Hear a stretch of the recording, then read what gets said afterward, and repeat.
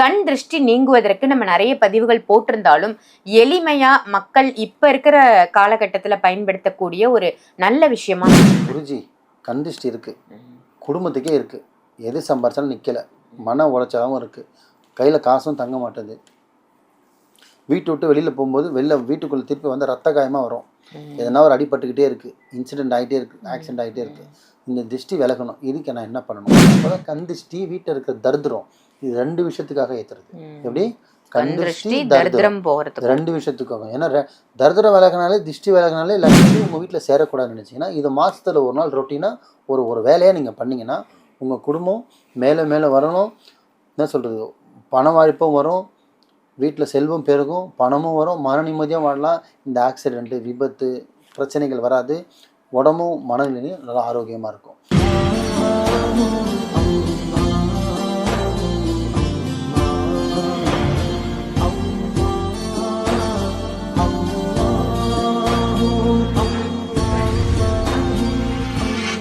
மரிஜன்மணியர்கள் அனைவருக்கும் அன்பான வணக்கங்கள். புயல் காவாங்கரை ட்ரிபிளம் டவர்ஸ்ல இருக்கக்கூடிய மாலிக் குருஜி அவர்களை தான் சந்திக்க வந்திருக்கோம். வணக்கம் குருஜி.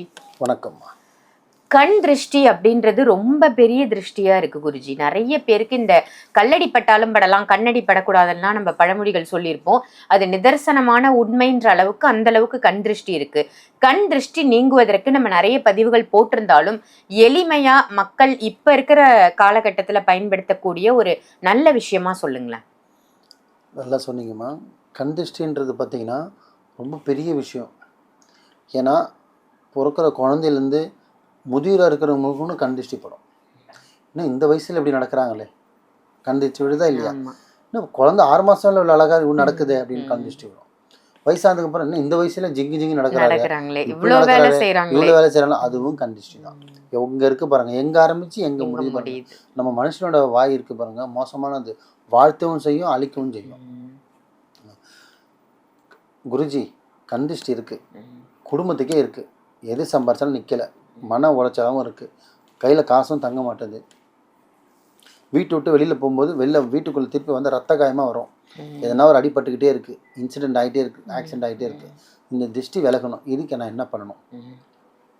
இப்போ என்கிட்ட வராங்க, நான் தகடு மூலிமா எழுதி தரேன், உட்கார வைப்பேன், கழிப்பு எடுப்பேன், மந்திரிப்போம், தகடு எழுதுவோம், ஆயத்து எழுதுவோம், இது ஒரு முறை. உங்ககிட்ட வந்து பார்க்க முடியல, நான் தூரமாக இருக்கேன், நானே பண்ணிக்கணும் செல்ஃபாக. அதுக்கு என்ன பண்ணணும்னா ரொம்ப சிம்பிள்.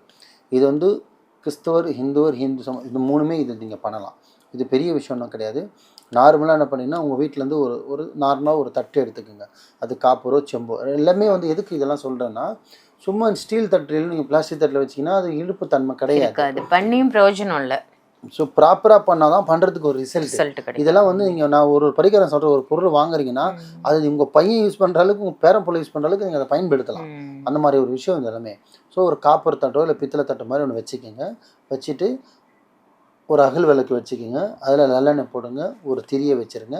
இது எங்கே வைக்கணும்னா, இதுவுமே லாஸ்ட் வீடியோவில் சொன்ன மாதிரி வீட்டுக்கு உள்ளேருந்து வாசலை பார்த்த மாதிரி தான் வைக்கணும். அப்போ தான் கண் திருஷ்டி, வீட்டில் இருக்கிற தரித்திரம், இது 2 விஷயத்துக்காக ஏற்றுறது. எப்படி? கண் திருஷ்டி தரித்திரம் போகிறது 2 விஷயத்துக்காக. ஏன்னா தரித்திரம் விலகினாலே, திருஷ்டி விலகினாலே லக்ஷ்மி வீட்டுக்கு வந்துடும். ஸோ ஸ்ரீதேவி வீட்டுக்குள்ளே வந்தால் மூதேவி பின்னாடி வாசல் வழியாக போயிடும். இதுதான் பழமொழி. இது பழமொழியில் வந்து உண்மை. ஸோ இந்த தரித்திரமோ கண் திருஷ்டி விலகிறதுக்கு தான் சொல்கிறது இந்த பரிகாரம். ஒரு தட்டு வச்சிடறோம், அகல் விளக்கு வச்சிடறோம், நல்லெண்ணெய் ஊற்றிடுறோம், திரியை வச்சிடறோம், உள்ளே வச்சுட்டு வெளியில் பார்த்த மாதிரி வச்சிடுறோம். விளக்கு ஏற்றக்கூடாது. என்ன பண்ணோன்னா, இப்போ வீட்டில் எத்தனை பேர் இருக்கீங்க? 5 பேரா? 5 கனி வாங்குங்க. கனி எலுமிச்சங்கனி 5 பேர் வாங்க. வீட்டில் 2 பேர் இருக்கீங்களா? 2 கனி வாங்குங்க. ஒரு ஆள் தான் இருக்கீங்களா? 1 கனி வாங்குங்க. இல்லை நாங்கள் 12 பேர் இருக்கோம், 12 கனி வாங்குங்க. ஒரு கனி 5 ரூபா தான். 12 கனி உங்களுக்கு 60 ரூபா கூட ஆகாது. ஸோ 55 ரூபா அவ்வளோதான் ஆகும். 11 கனி வாங்கி, எத்தனை பேர்லாம் அத்தனை கனி. அந்த கனியில் பார்த்தீங்கன்னா கருப்பு பட்டதோ அழிவு போனதோ புள்ளியாக கருப்பாக இருக்கக்கூடாது. 11 கனி வாங்குறோமா, வாங்கிட்டு அதை தூய்மைப்படுத்தணும். ஸோ தண்ணியில் பார்த்தீங்கன்னா ஓடுற குழா தண்ணியில் அதை கழுவணும். எப்படி? நல்லா வாஷ் பண்ணிடணும். வாஷ் பண்ணிவிட்டு எடுத்து என்ன பண்ணணும்னா, அதை தொடச்சிட்டு அந்த விளக்கை சுற்றி நீங்கள் வச்சிடணும். விளக்கை சுற்றி அந்த கனியை அடிக்கணும். ஆமாம், கனி வச்சிடுறோமா.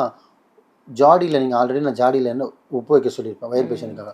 அந்த ஜாடியிலேருந்து நீங்கள் நல்லா கையால், டீஸ்பூனால் கிடையாது, இந்த பஞ்சில் கையை படணும்.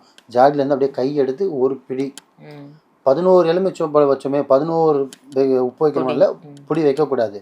ஒரு பிடி உப்பு வச்சா போதும். ஒரு பிடி உப்பு வந்து எல்லாருக்கும் சேர்த்து ஒரு பிடி, ஏன்னா குடும்பமே ஒருத்தர் கையில தான் இருக்கும், ஒரு பிடி வச்சிடுறோமா 2.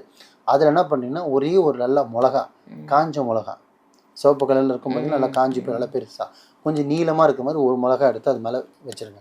இது மேலே அந்த உப்பு மேலே. ஸோ தட்டு வச்சாச்சு, விளக்க வச்சாச்சு, எண்ணெய் ஊற்றியாச்சு, தீபம் வச்சாச்சு. சுற்றி வந்து எத்தனை பேர் இருக்காங்களோ அத்தனை பேருக்கு எலுமிச்சப்பழம், ஒரு பிடி கல் உப்பு, ஒரே ஒரு காஞ்ச மிளகா வச்சிடுறோமா. அந்த தீபத்தை ஏற்ற விட்டுறணும். எவ்வளோ நேரம் எரியணும்னா ஒரு மணி நேரம், 1.5 மணி நேரம், டைம் இருந்தால் 2 மணி நேரம் கூட ஏற்றுங்க. ஏற்றிடுறோமா. ஏற்றி முடித்த உடனே அந்த ஏற்றும் போது என்ன வேண்டணும்னா, யார் சுத்தமாக இருக்காங்களோ ஆணோ பெண்ணோ அவங்க என்ன ஏற்றணும்னா, வீட்டில் இருக்கிற கண் திருஷ்டி விலகணும், தரித்திரம் விலகணும், லக்ஷ்மி வீட்டுக்கு வரணும் அப்படின்னு மனசில் நினச்சிட்டு ஏற்றிட்டா போதும். ஏற்றிட்டு உங்கள் ஒர்க்கை நீங்கள் பாருங்கள். ஒரு 2 நிமிஷம் உட்காந்துட்டு இதுக்கு நீங்கள் யோகாசனம் பண்ணணும், மணி என்னணும், சேனல் அதெல்லாம் கிடையாது, ப்ரேயர் பண்ணணும் கிடையாது.